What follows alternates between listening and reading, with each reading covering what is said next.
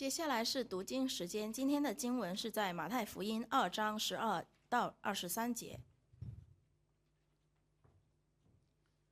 博士因為在夢中被主指示不要回去見希律，就從別的路回本地去了。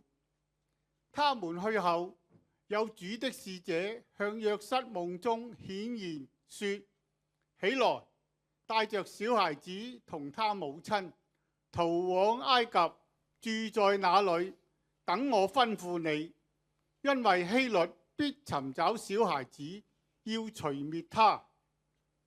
約瑟就起來，夜間帶着小孩子和他的母親往埃及去，住在那裏，直到希律死了。這是要應驗主藉先知所說的話，說：我從埃及招出我的兒子來。希律見自己被博士愚弄，就大大發怒，差人將伯利恆城裏並四境所有的男孩，照着他向博士仔細查問的時候，凡2歲以裏的都殺盡了。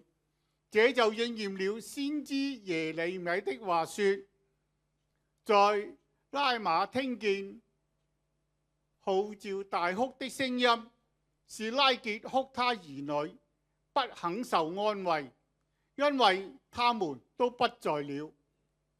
希律死了以後，有主的使者在埃及向約瑟夢中顯現，說：起來，帶着小孩子和他母親往以色列地去，因為要害小孩子性命的人已經死了。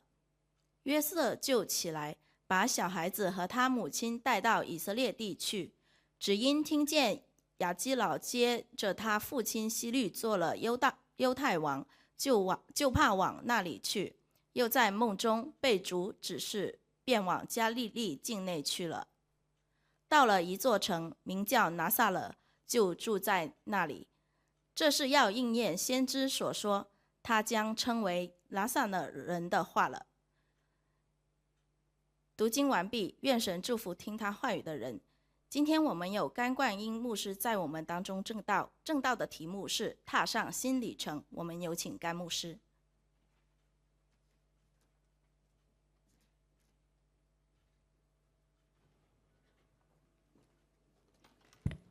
弟兄姊妹早晨，弟兄姊妹們早安，你們好嗎？你們好嗎？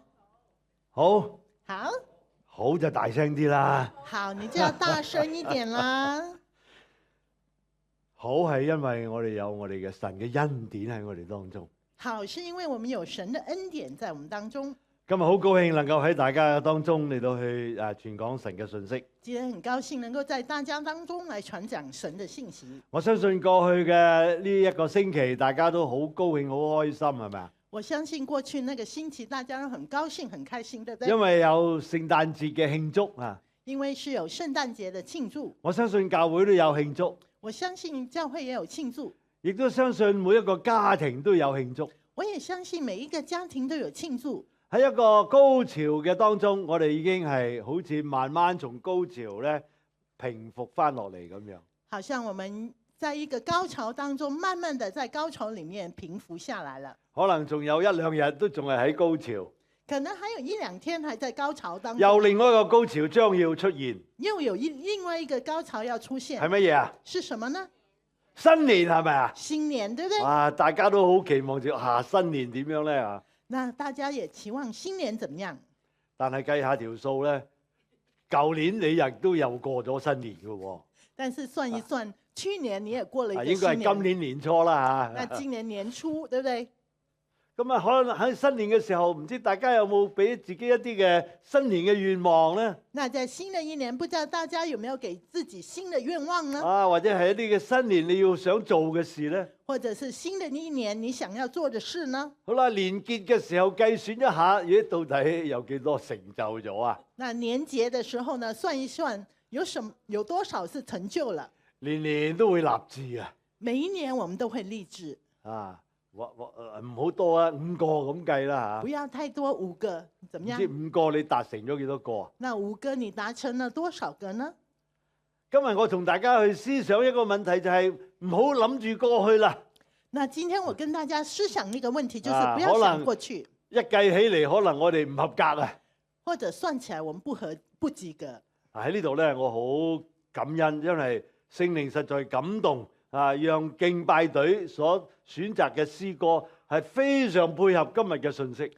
那這裡我很感動，因為聖靈的感動呢，讓敬拜隊選的詩歌很配合今天的信息。我唔知大家當你唱嘅時候，心裏面有咩嘅感受？我不知道大家唱的時候心裡面有什麼感受？你想一想，你思想一下，喺整年嘅裏面，在整年裡面，你所行過嘅每一段路，你所走過的每一段路點樣走過？是怎麼樣走過來的呢？都有神嘅恩典，有聖靈嘅引導，我哋走過。都是有神的恩典、聖靈的引導，讓我們走過的。所以過去嘅失敗，我哋過去做唔到好，唔緊要，我哋還有盼望。所以過去的失敗做不好，我們不要緊的，我們還有盼望。但願神真係藉着剛才嘅詩歌都打動各人嘅心。但願神借着剛才的詩歌來打動每一個人的心。我相信喺聖誕節嘅嗰段嘅期間，所有嘅信息都集中喺耶穌基督嘅降生。那我相信在聖誕節的期間，那一些信息都集中在耶穌基督誕生的故事。普天同慶嚟到去慶祝呢一位嘅新生王。普天同慶來慶祝這位新生王。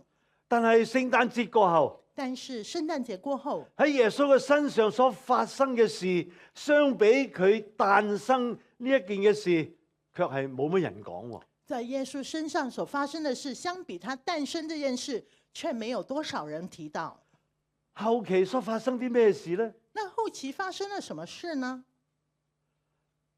其實可以咁樣講，就係話聖誕節過後係有一啲嘅哀傷，係有啲咧難堪，係一啲咧好驚險嘅事發生咗。其實這樣說，聖誕節過後是有一些哀傷，有一些難堪，還有一些很困難的事情發生了。到底咩事發生？什麼事情發生呢？剛才我哋讀嘅經文話俾我哋聽啲乜嘢？剛才我們讀的經文告訴我們些什麼？就係呢個希律王啊，要殺死好多嘅男嬰啊！呢件事發生咗。就是這位希律王要殺死了所有的男嬰，這件事發生了。我哋先嚟睇睇呢個希律王係點樣。我們先來看看這個希律王是怎麼樣。哇！原來呢個希律王咧，被稱為咧希律大帝一世。那這個希律王是希律大帝一世。佢喺耶穌嘅童年嘅時代，就係羅馬帝國係猶太省嘅統治者。那他在耶穌的童年的時候，是羅馬帝國在猶太省的統治者。希律王佢係以殘暴出名嘅。希律王他是以殘暴來聞名的。他曾經下令殺死佢3個仔。他曾經下令殺死了他3個兒子。所以歷史書裏面咧都講過咧，佢話做希律王嘅豬好過做希律王個仔。所以史書上也曾經說，做希律王的豬勝過做他的兒子。剛才我哋所讀嘅呢段嘅經文，剛才我們所讀的這段經文，知道咧呢個王咧就揾咗呢幾位嘅博士咧，先去探路睇下耶穌喺邊度出生。我們知道王呢就找了這幾位博士呢去探路呢，看看耶穌在哪裡出生。佢知道咧伯利恆有呢個君王誕生咗，他知道在伯利恆有君王誕生了，叫呢啲嘅博士去行先，然後咧假意佢會跟住佢嚟到去朝拜佢。那叫這些博士呢先走，然後假意的說我要去朝拜他。經文話俾我哋聽咧，聖靈感動啊，神叫呢啲嘅博士唔好再翻去伯利恆啦。那經文告訴我們，聖靈感動，叫這些博士呢不要再回去伯利恆，另外揾條路自己翻去，另外找一條路回去，就冇話俾希律王聽。就沒有去告訴希律王。哇！跟住有咩事發生啊？那接着什麼事情發生呢？希律王殺嬰嘅事點樣發生呢？那希律王殺嬰的事件怎麼樣發生的？希律王，哇！你呢幾個博士呃我？希律王很生氣，說：你這幾個博士騙我，好冇面子係咪？很沒面子，對不對？其實唔單止係咁樣，其實不單只是這樣，佢就係好驚呢一個佢哋所謂嘅新生王會搶奪咗佢嘅權位。他害怕這位新生王會奪去他的權位。本身已經係好殘暴噶啦，本身他已經很殘暴了，就更加殘暴。那就更殘暴了。於是乎就下令將所有喺伯利恆2歲以下嘅男嬰全部殺晒。所以下令在伯利恆2歲以下的男嬰都殺了。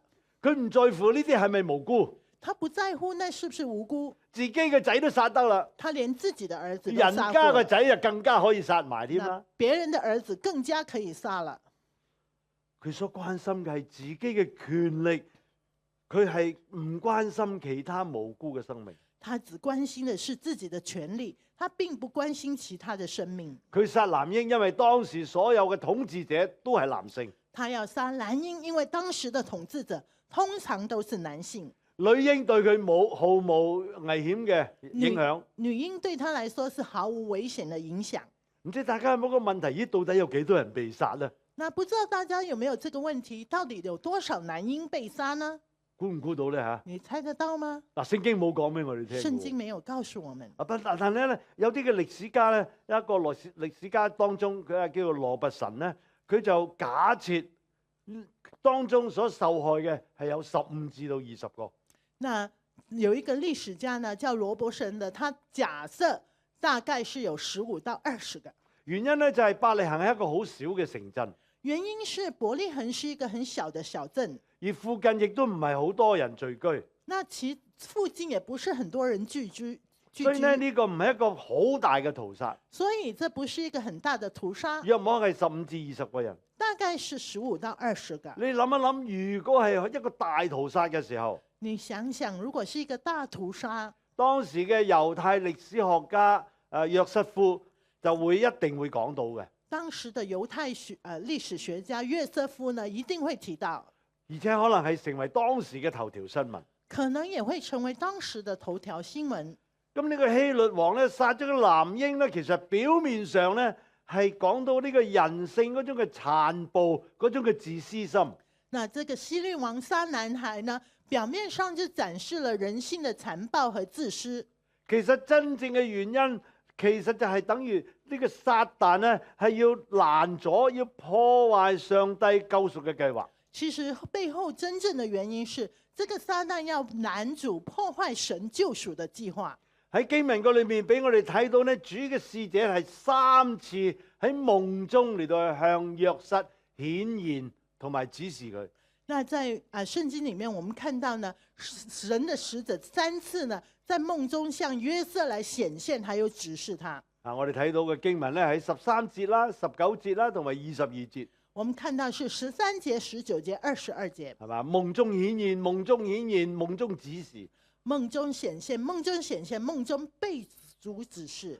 喺希律王嘅士兵準備要殺死呢啲伯利恆嘅男嬰嘅時候，在希律王的士兵準備要殺死伯利恆的男嬰的時候，神嘅使者已經係向約瑟啟示咗。神的使者已經向約瑟啟示了，要佢離開伯利恆去埃及地，要他離開伯利恆往埃及地去。親愛弟兄姊妹，親愛的弟兄姊妹，喺呢一條嘅路上面，神以好多次嘅嚟到顯現，嚟到做引證。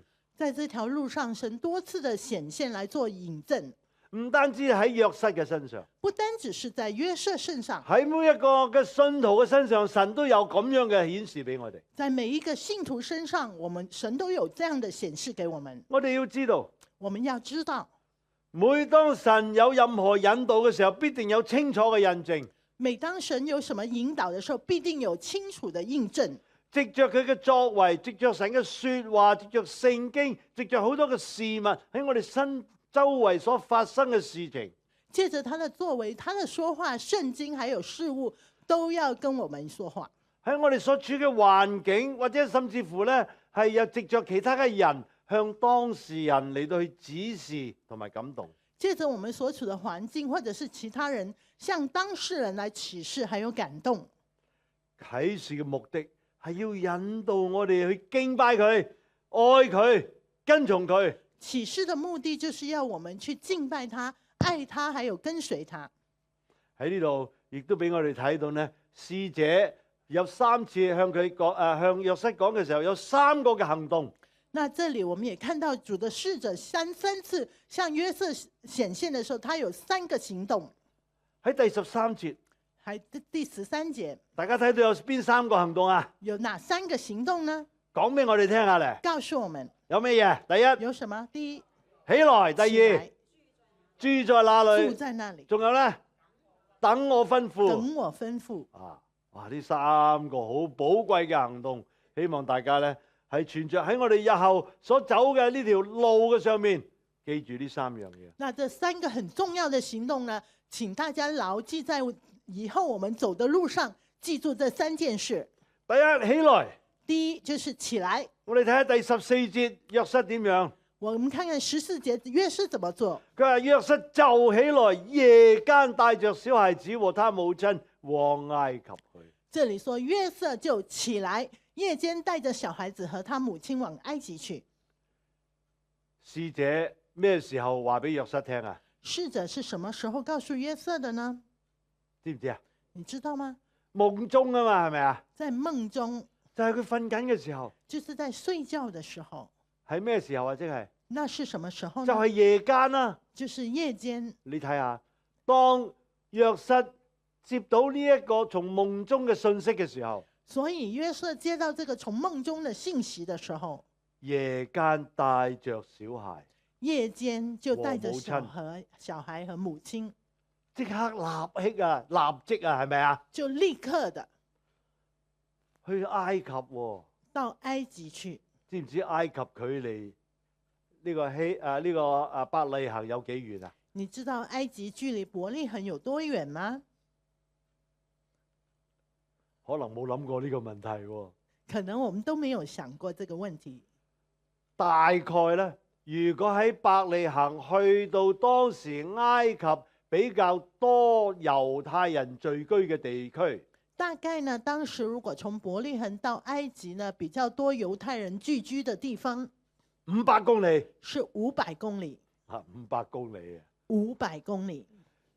你諗下，一個人平均一日行幾多公里啊？你想想，一個人平均一天走多少公里呢？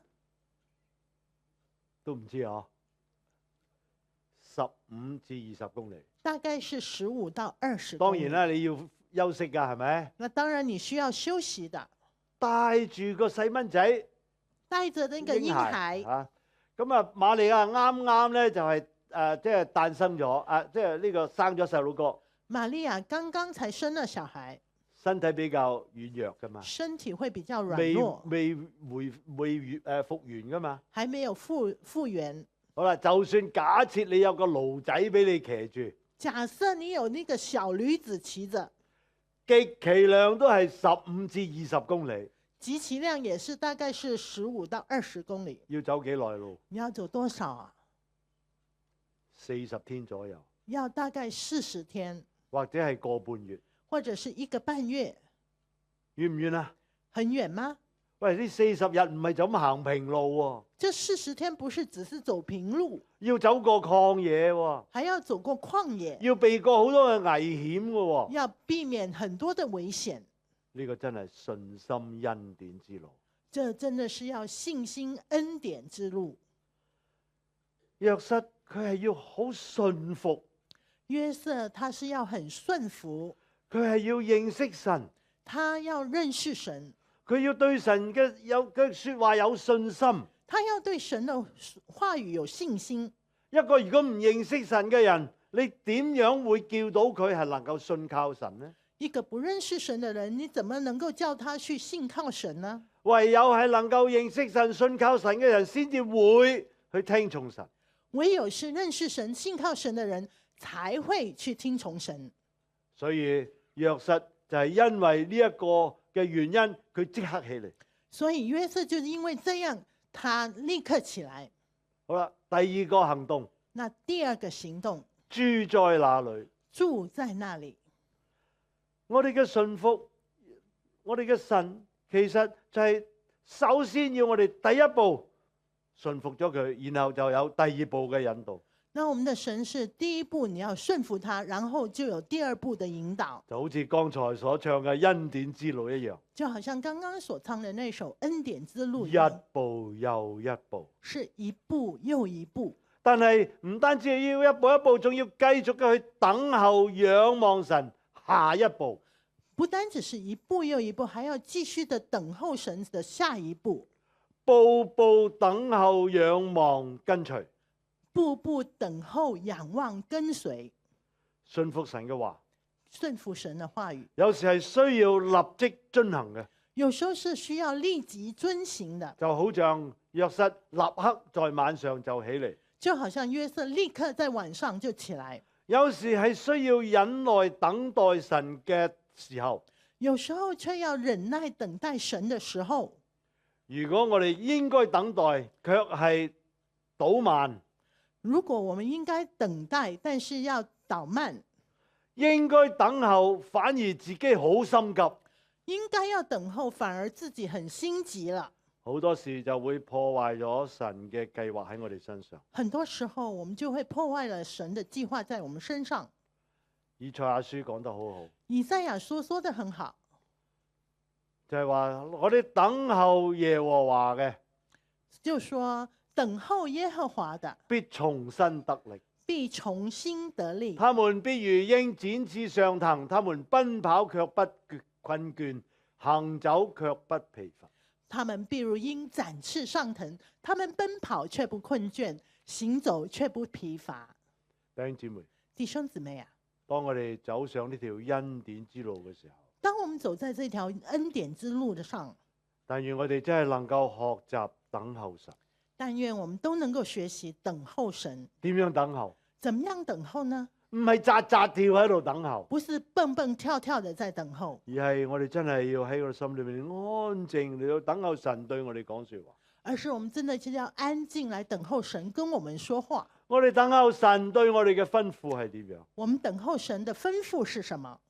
第三個行動，第三個行動，神話要等我吩咐你。神說要等我吩咐你。大家喺你哋嘅生活嘅經歷嘅裏面，喺走呢條人生嘅道路嘅時候，有冇真係等候神吩咐你？大家在生活在這個生命裡面，在走這條路的時候，有沒有真的是等候神來吩咐你呢？抑或係我行我素啊？或者是我行我素？我哋睇呢度，我哋成段嘅經文俾我哋睇到，神嘅引導係有次序㗎。所以這段經文給我們看到，神的引導是有次序的，係一步一步㗎。是一步一步的。我哋必須要先順服咗第一步嘅引導，我們必須要先順服第一步的引導，然後我哋先至再有第二步。然後我們才會有第二步。神會話俾我哋聽應該點樣走。神會告訴我們應該怎麼樣做。耶利米書有7章23節咁樣講。在耶利米書7章23節這樣說。我哋一齊讀好唔好啊？我們一起來讀。聽。我只吩咐他們這一件說：你們當聽從我的話，我就作你們的神，你們也作我的子民。你們行我所吩咐的一切道，就可以得福。係咪好寶貴啊？是不是很寶貴啊？你聽神嘅話，神就賜福俾你。你聽神的話，神就賜福給你。我哋作為神嘅子民，我們作為神的子民，我哋係神嘅子女。我們是神的子女。子女係好應當聽從父母嘅說話，係咪？兒女是應當聽從父母的話語，對不對？但係有啲父母會覺得，哎呀，子女大咗啦，唔聽我哋話啦。但是很多父母會覺得說，啊，子女大了，不聽話了。調翻轉，如果你係上帝呢個父母，哇，啲子女大個，我照吩咐佢，佢哋唔聽話，你估上帝傷唔傷心啊？那換過來想說，如果你是神是父母，那你們大了，你不聽父母的話，神會不會很傷心呢？雖然間都唔聽話，雖然不聽話，但係神照樣嘅，當然有教導，但係佢哋嘅祝福仍然都係喺佢哋嘅身上。但是神仍然有教導，但是祝福也在當中。經文亦都話俾我哋聽，呢段嘅經文亦都講到話，原來呢件事嘅發生係應驗先知所講嘅預言。經文裡面也告訴我們，原來這件事發生是應驗先知的預言。喺呢度同大家咧好簡單嘅睇下，到底咩預言呢？那我們很簡單的來看看，到底是什麼樣的預言？就係應驗主藉着先知所講嘅說話。就是應驗主借着先知所說的話。有3節嚟到提到嘅。有3節裡面提到，馬太就係將耶穌嘅生活事件同埋呢個舊約嘅預言嘅事件配對起嚟。馬太就是把耶穌的事件跟舊約的事件配對起來，就表明基督嘅降生呢一切嘅情勢，呢一切嘅遭遇，表明了耶穌基督的降生這一切的情勢，這一切的遭遇，喺屬靈嘅意義上係同先知所講嘅相同嘅。在屬靈的意義上是跟先知所說的相同的，都係神預先安排嘅，都是神預先安排了。我哋睇第一個，我們來看第一個，就係喺第15節佢講到話，我從埃及召我的兒子來。在15節說，我從埃及招出我的兒子來。馬太就係將聖靈嘅啟示指出約瑟一家避難去埃及。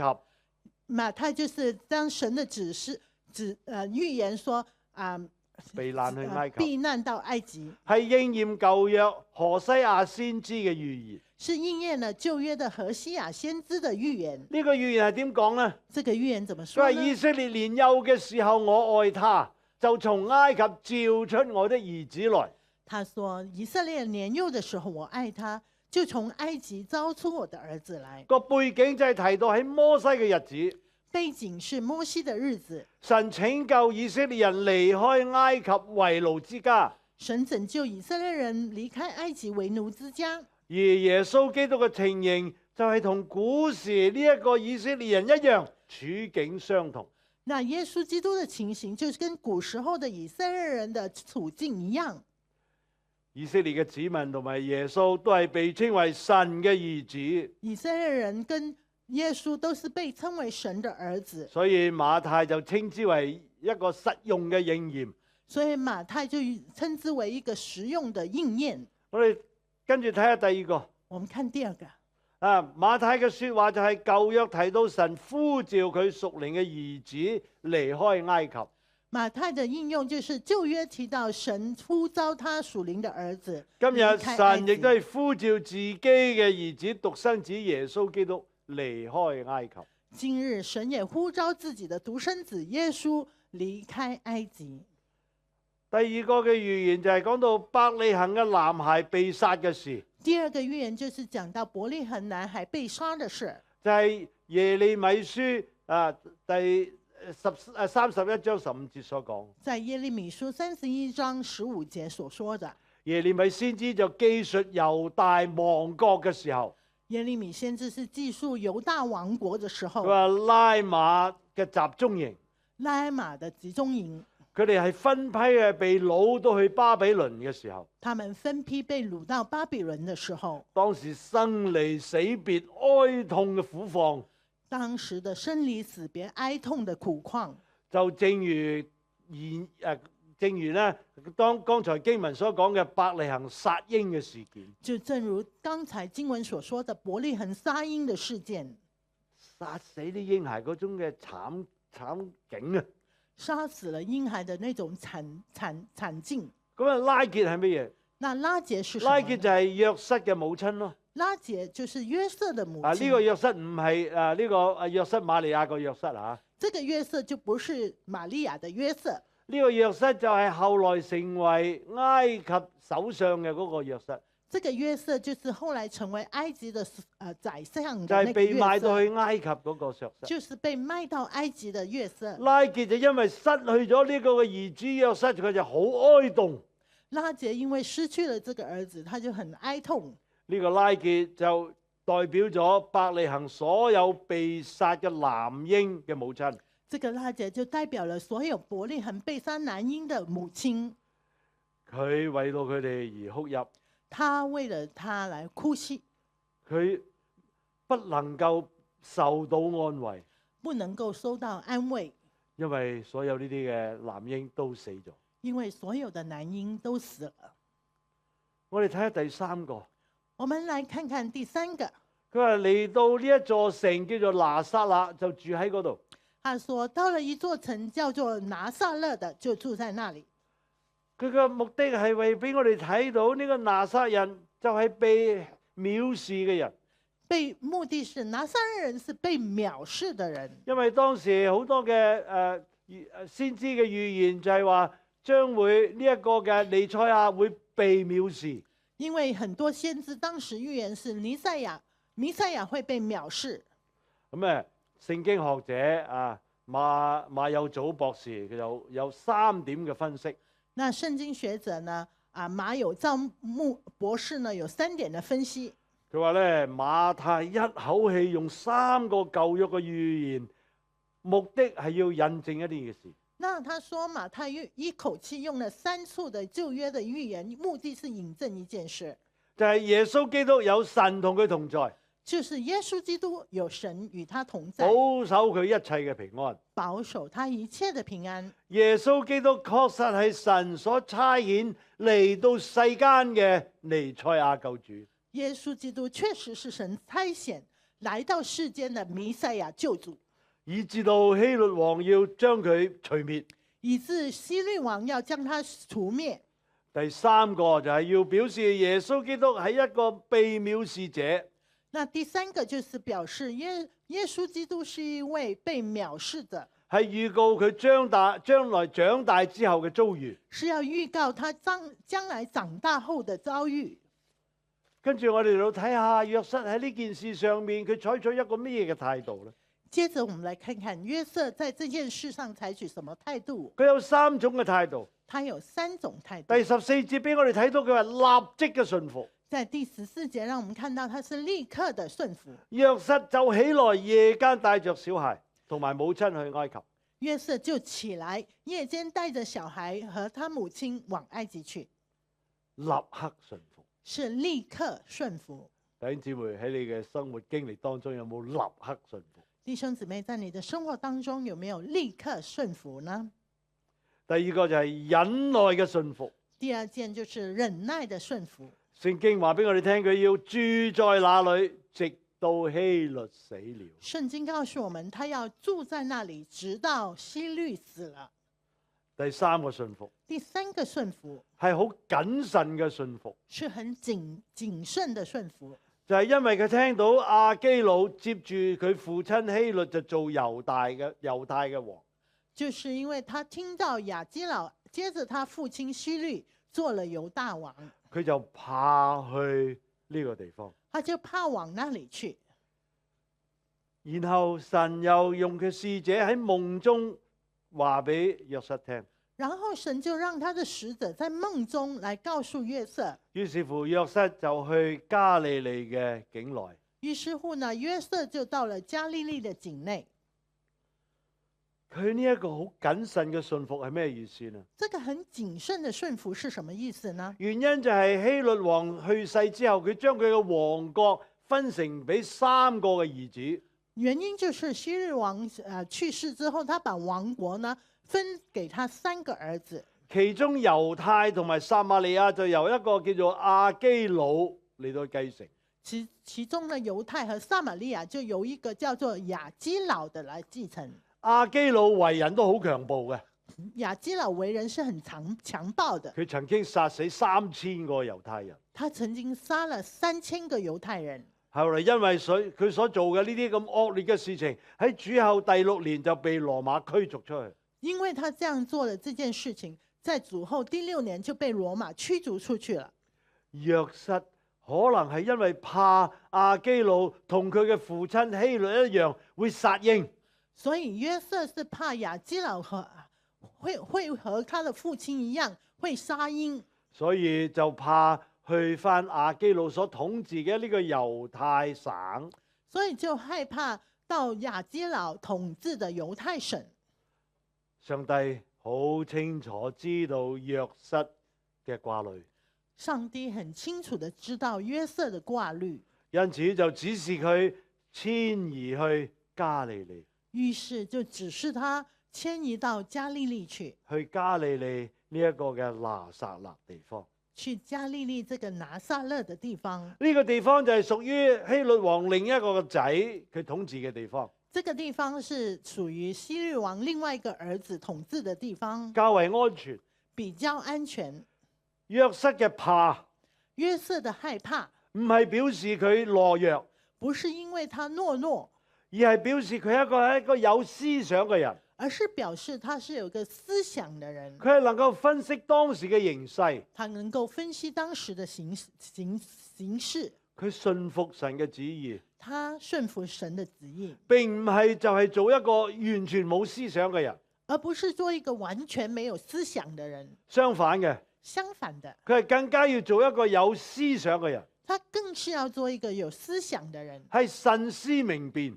是慎思明辨。如果神嘅旨意唔係加上人理性嘅思索嘅時候，如果神的旨意不是加上人理性的思索的時候，就係唔單止係容易出咗問題，不單只是容易出問題，而且可能會係否認咗神嗰個嘅旨意，可能也是否認了神的旨意，問題就會嚟。問題就會來了。我哋唔單止係要神嘅引導，我們不單只是要有神的引導，我哋都需要有常識，我們也需要有常識，我哋需要有意象，我們需要有意象，需要有眼光。我們需要有眼光。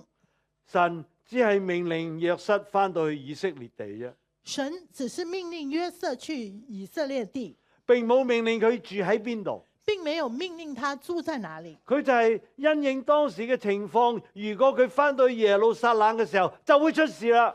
他就是因應當時的情況，覺得他回到耶路撒冷的時候就會出事了。因為佢有知識，因為他有知識，佢就停一停，他就停下來，佢就等候神嘅引導。他就等候神的引導。於是佢就去咗加利利。於是呢，他就到了加利利。換句話嚟講，佢哋就係要踏上一個新嘅里程啦。換句話說，就是他們要踏上新的里程。從整件事嚟睇，從整件事來看，對約瑟嚟講，對約瑟來看，對當時嘅呢個年幼嘅耶穌嚟講，對當時年幼的耶穌來說，係重新一個嘅新里程。是開始了一個新里程。約瑟從呢個里程嘅開始，約瑟從這個里程開始，從起來開始，從起來開佢始，就一直順服神嘅吩咐。他就一直順服神的吩咐。雖然間個路好艱辛，雖然路很艱辛，有危險，有危險，但係神與佢同在。但是神與他同在。佢認識神，他認識神，佢依靠神，他依靠神，就按着神嘅指引嚟到去行事。就按着神的指引來行事。其實約瑟係身負重任啊！其實約瑟是身負重任的，佢係被神所託付照顧養育耶穌呢個嬰孩。他是被神所託付照顧養育耶穌這個嬰孩。佢背起呢個重要嘅任務離鄉別國，他背起了這個重要的任務來離鄉別國，住到去第度，住了別處，有耐心嘅等候神嘅吩咐。又耐心的等候神的吩咐。神冇向佢嚟到去講說話，佢就唔喐。神沒有跟他說話，他就不會動。佢同耶穌同樣嘅係需要好徹底嘅信服神。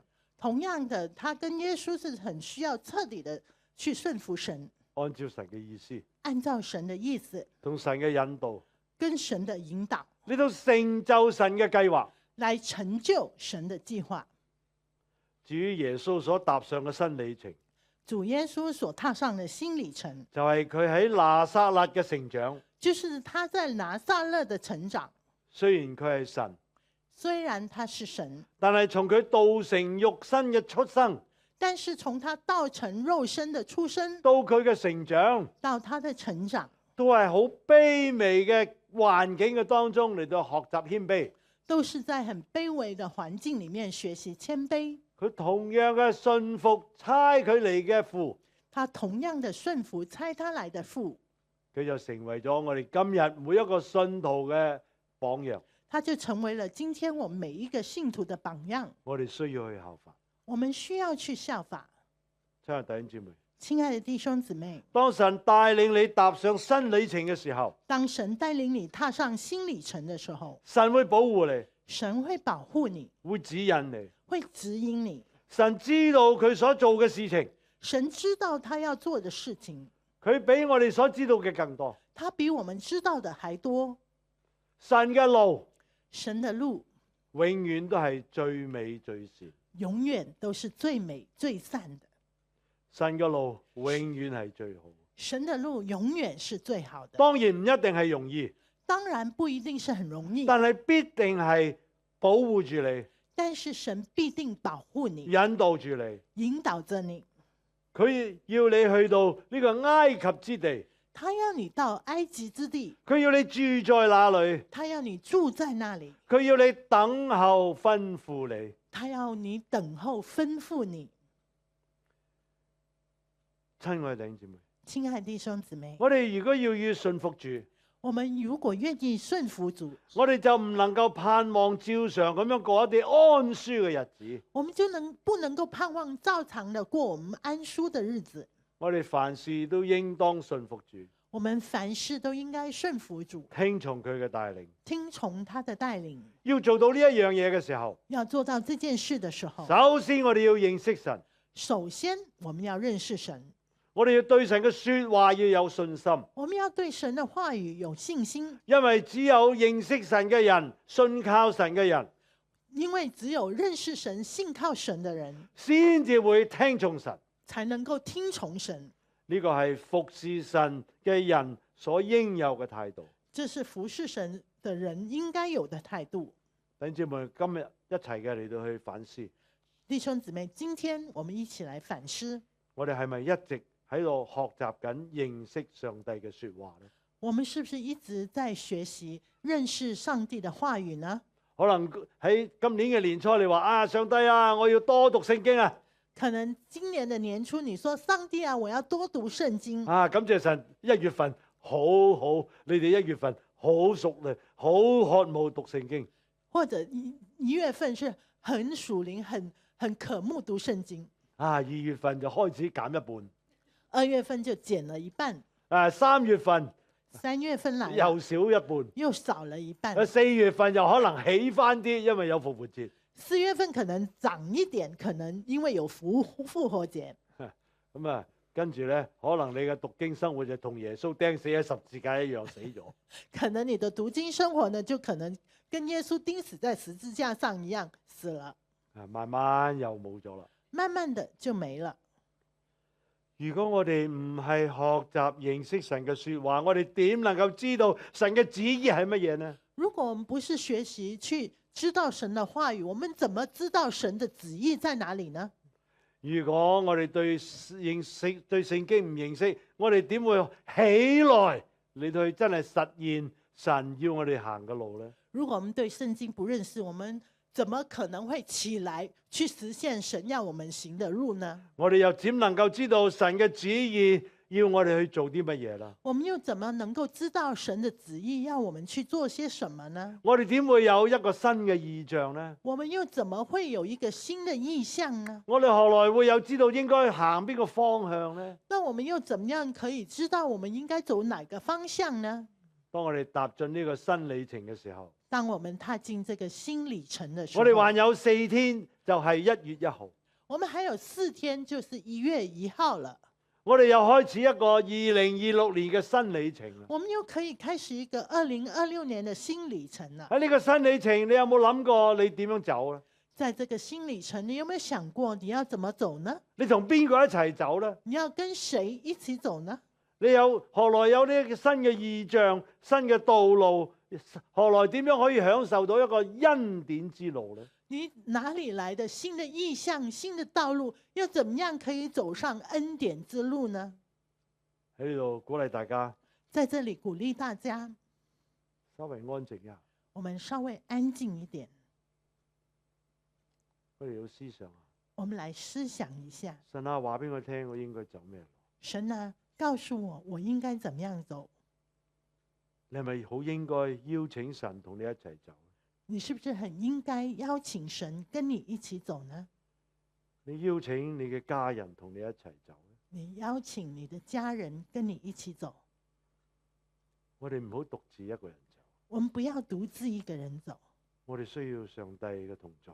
我們需要上帝的同在。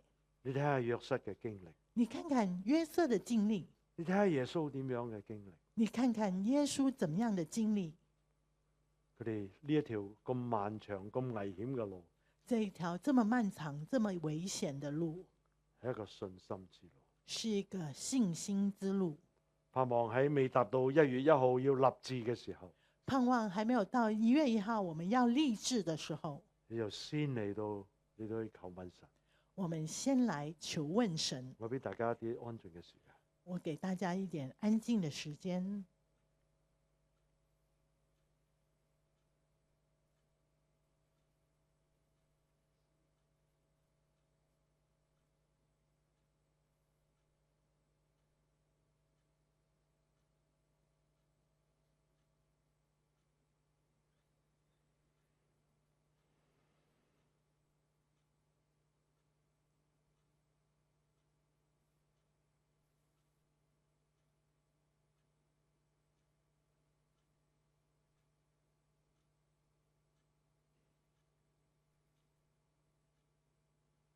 我相信神會聽你喺心裏面默默嘅祈禱。我相信神會聽你在心裡面默默的禱告。但願係一個新嘅里程，從今天開始。但願新的里程是從今天開始。當你踏上2026年嘅新里程嘅時候，當你踏上2026年新的里程的時候，你就攞住神嘅應許，你就抓住神的應許，神嘅教導，神的教導。我哋一齊嚟到去讀箴言3章5至6節。我們一起來讀箴言3章5到6節。我哋請講華語嘅弟兄姊妹先讀，然後咧請粵語嘅弟兄姊妹又跟住讀。我們先用華語讀一次，然後廣東話讀一次。我們一起來。預備起。你要專心仰賴耶和華，不可依靠自己的聰明，在你一切所行的事上都要認定他，他必指引你的路。請粵語弟兄姊妹，你要專心仰望耶和華，不可依靠自己的聰明，在所一切所行的事上都要認定他，他必指引你的路。阿們，我哋一齊祈禱。我們一起禱告。天父上帝，我哋感恩。天父上帝，我們感恩。你為我哋世人嚟到去誕生。你為我們世人來誕生。你亦都係喺當中指示咗俾我哋你曾經所經歷嘅苦難。你也在當中指示我們你曾經經歷過的苦難。就從你誕生之日開始。就從你誕生之日開始。你走嘅呢一條路。你走的這條路。係一個順服嘅路。是一條順服的路。係遵行神嘅路。是遵行神的路。係仰望神嘅路。是仰望神的路。但願我哋效法你。但願我們效法你。我哋都願意當踏上呢個新里程嘅時候。我們都願意當我們踏上新里程的時候。有神嘅同在。有神的同在。有神嘅指引。有神的指引。讓我哋能夠睇到呢一個嘅異象。讓我們可以看見這個異象。有神你自己嘅引導。有神你自己的引導。一步一步嘅。一步一步的行在你嘅恩典嘅當中，走在你的恩典當中，常常在基督嘅裏面，常常在基督的裏面，呢一切嘅豐富，這一切的豐富，呢一份嘅呢一啲嘅恩典，這一個恩典，主啊，當我哋走呢一條天國嘅路嘅時候，主啊，當我們走天國的路的時候，讓我哋每一個弟兄姊妹，讓我們每一個弟兄姊妹都帶着信服嘅心，都帶着順服的心，信心。信心，認識神嘅心，認識神的心，嚟跟隨你，來跟從你。奉耶穌名求，奉耶穌名求，阿們。